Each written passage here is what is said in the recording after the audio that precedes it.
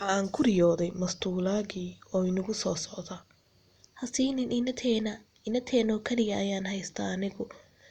Amba waan ogaynan inateeno kaliya aan haysto. Laakiin waxaan siinaya waxaan dahab aan hayo. Waxaanan u diyaarinayaa askar fara badan.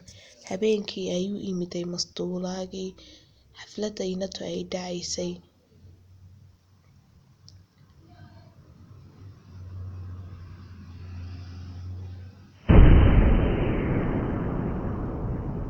Wuu yimiday mastuulaagii aan u ballan qaaday. Aabo, inan kaliya ayaan haystaa kuma siin karayo. Waxaan ku siin karayaa dahab.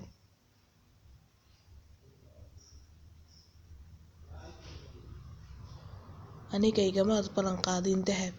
Laakiin waxaad igaga ballan qaaday inaad inataada i siinaysid. Ma imika ayaad jabinaysaa waxaan isku ballan qaadnay.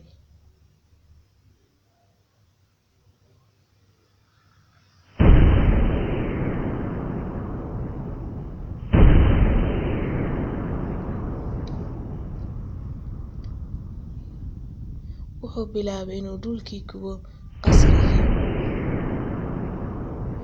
Jooji, waan ku raacayaa anigu. Ma raba inaad dad kala dhibtid.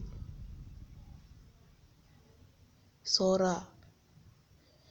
Alex wuxuu geeyay dhulka uu ku noolaa.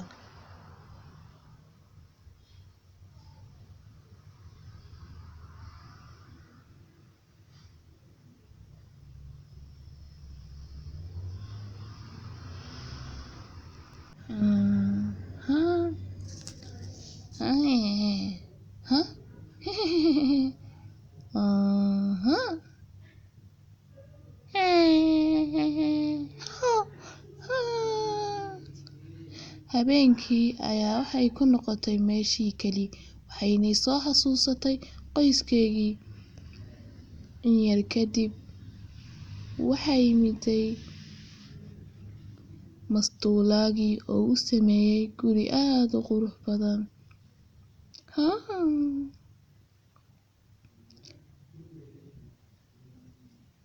Ma ku weydiin karaa su'aal?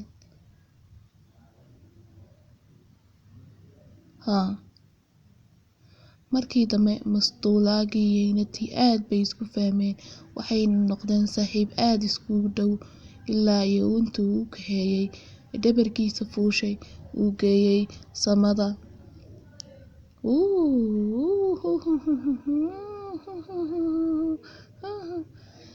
Saaxiibkeedna wuxuu diyaarinayay qorshe uu ku soo badbaadin lahaa iyada. Uuna halay.